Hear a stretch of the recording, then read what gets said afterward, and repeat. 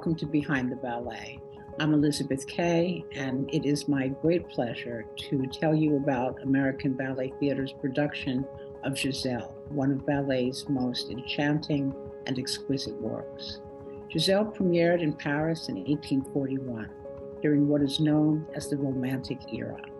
This era belongs to the movement known as Romanticism, which was literally a yearning for that which is romantic.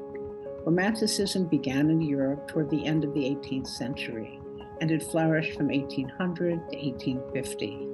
Because it was in part a reaction against the Industrial Revolution, Romanticism revered that which was non-industrial, emotion and individualism and nature. It was embodied in all of the arts, music, literature, poetry, painting, and in ballet, Romanticism was expressed as a fascination with the supernatural. It is as if the Romantics were saying that while men seek to control the world by constructing powerful machines, what is most powerful is the supernatural, for that is something man cannot even hope to control. Romantic ballets transport their audiences to gloriously illogical realms where flesh and blood men interact with supernatural women. In Giselle, a nobleman is tormented by the willies who've arisen from their graves, and he is saved by the loving intervention of Giselle, who arises from her own grave to protect him. Romantic ballet owes a great deal of its magic to an early 19th century innovation that forever altered the art of dance, and for the very first time placed the emphasis in ballet on the women rather than on the men as it had previously been.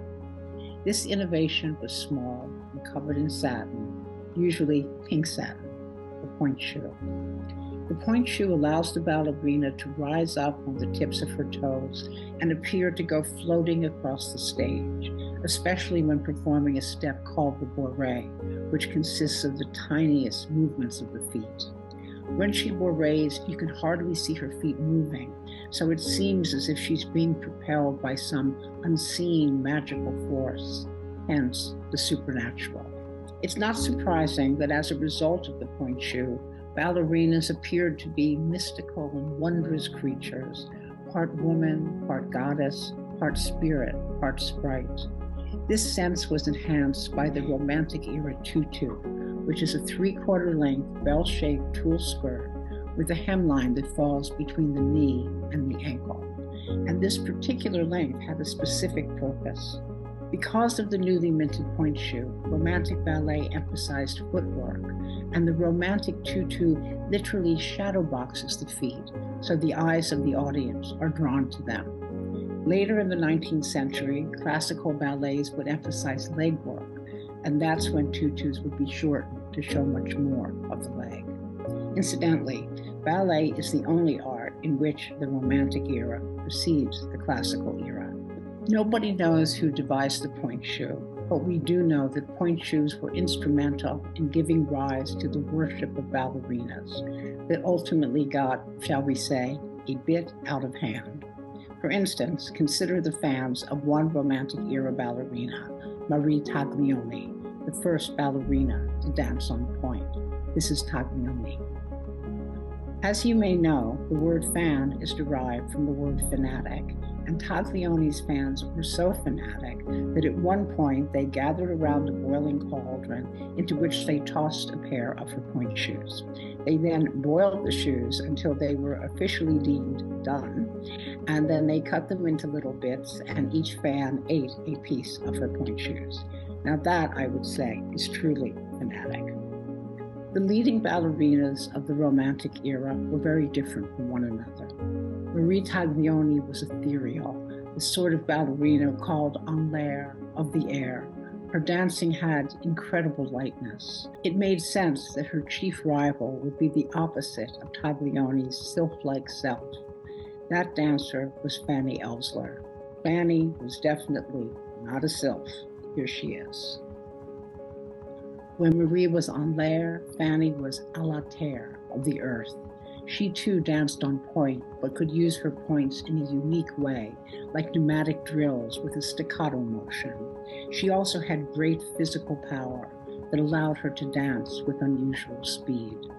The French audience divided into two camps. Instead of the two rivals, the Taglioni was a Christian dancer and Ellsler was a pagan dancer. Both were adored, both were sensational. But the ballerina who has had the most influence on dancers today is the ballerina for whom the ballet Giselle was created. Her name was Carlotta Grisi. This is Grisi. Carlotta Grisi was born in Italy in 1819. She began performing when she was 14. While touring in Naples, she met the dancer Jules Perrault, who had been the partner of Marie Taglioni at the Paris Opera until his excellent performances caused Taglioni to exclaim, "It is outrageous that he gets more applause than me. It is monstrous." And so Jules Perrault left the Paris Opera. Perrault's name may not be familiar, but if you've seen the Degas painting, The Dance Class, you've seen Perrault as he appeared to Degas in 1874. Here's Perrault, the gentleman with the cane. Soon, Perrault and Grisi were dancing together, and Perrault had become her teacher and her lover. In 1840, Grisi made her debut in Paris. Within a year, Perrault would take part in creating for Grisi the ballet that would make her name and elevate her to the standing of her rivals, Taglioni and Ellsler. That ballet was Giselle. This is Grisi as Giselle. In Paris, Grisi's dancing captivated the poet Théophile Gautier, who was besotted by her. He wondered how he could get her attention and sensibly decided that the way to garner the attention of an ambitious ballerina is to make a great ballet for her.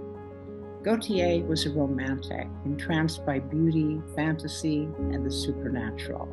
With his imagination inflamed by a Victor Hugo poem about a girl who dances herself to death, and Heinrich Heine's evocation of the diabolical supernatural willies who arise from their graves to hunt down male victims, he set about creating an ideal ballet for Grisi. With help from a librettist, the story was quickly written and inspired the composer Adolphe Adam to set the ballet to music in a single week. Adam's score, like any worthy ballet score, would convey to the dancers precisely what their characters feel. When Giselle premiered in 1841, it was a sensation. Through it, Carlotta Grisi found the role with which she would always be associated. In the wake of this triumph, Gautier continually expressed undying love for her, though she kept him at a distance, bestowing upon him just one single kiss. Nonetheless, Grisi and Gautier exchanged warm letters for the next 30 years, even after Gautier took the rather eccentric step of marrying Grisi's sister, an opera singer who bore him children and sang under the fig trees in his garden and cooked him risottos. But he could never forget the magical ballerina who inspired his Giselle, and it is said that on his deathbed, his last words were, "Carlotta, Carlotta." In the ballet Gautier created, Giselle is a young peasant woman who loves to dance. She adores Albrecht, a nobleman who is entranced by Giselle's loveliness and is wooing her by masquerading as a peasant, a deception prompted by the fact that in those days a man could not court a woman who was not of his class. Now, the ballerina cast as Giselle cannot simply dance the role. She has to act it too. In the first act, which takes place on a sun-filled autumn afternoon, her task is to portray Giselle's initial shyness of Albrecht, which melts away as he charms her and is replaced by sheer joy. They dance together, but suddenly she falters, and we see that she is afflicted with a weak heart. By performing Giselle, Carlotta Grisi was inevitably compared to the stellar ballerinas who preceded her, the gossamer Taglioni and the powerful Fanny Ellsler. Grisi was not quite as gossamer as Taglioni or as powerful as Ellsler. Her gift was her ability to combine their divergent styles, to be of the earth and of the air, thus outstripping them both in versatility. Here, in an example of that, Giselle's dancing has the Taglioni lightness, but her pirouettes echo Ellsler's power and speed. And because Carlotta Grisi could execute those two existing styles of lightness and power, every ballerina who dances Giselle has to do it too, including every Giselle we see today. At the end of Act 1, Giselle discovers that Albrecht has deceived and betrayed her, that he is a nobleman, and worse, a nobleman who is betrothed to a noble woman. Her weak heart is shattered, she goes mad and dies. Giselle's mad scene is a tour de force, a desperate, chaotic descent into shock and unbearable grief. In performing it, the ballerina must navigate the tricky, delicate line between never overacting while immersing herself utterly in Giselle's agony. Act 2 takes place in the dead of night in a moonless forest where Giselle has been buried. When Albrecht slowly approaches her grave, we see he's no longer the willful boy of Act 1 who cared not at all about the consequences of his deception.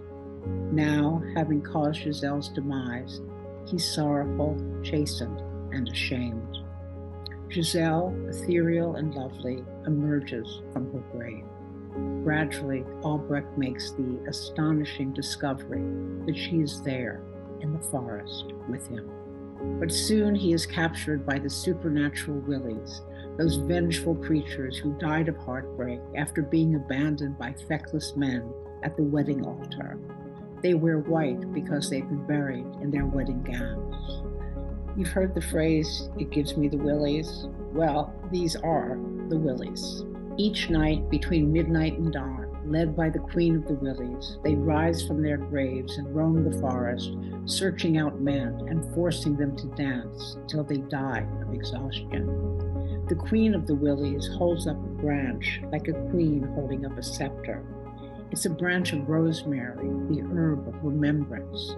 It's her way of telling the Willies, remember how men have treated you and killed them. Now that Albrecht is in their vicious clutches, Giselle seeks to spare him from deadly exhaustion by dancing with him and for him, keeping him alive until the dawn, when the Willies will lose their power. Here again, Giselle's dancing combines the lightness of Taglioni and the swift, precise footwork and speed that were the signatures of Fanny Elson. When Albrecht dances with her, he partners her so lovingly, with such dignity and beauty, that they become united in a way that is nothing short of spiritual. Their lovely pas de deux signifies that love prevails over everything and cannot be cast asunder, not even by death. Albrecht dances until he is nearly exhausted and close to death, but Giselle keeps him going until the bells of dawn chime. With the coming of dawn, the Willies recede. Giselle has saved Albrecht and forgiven him, even though his betrayal caused her death. In saving him, she has also saved herself from becoming one of the vicious Willies, and she returns to her grave to rest eternally in peace. Now Albrecht is alone in the forest. The dancer portraying him must rely on his artistry here, for he does not dance.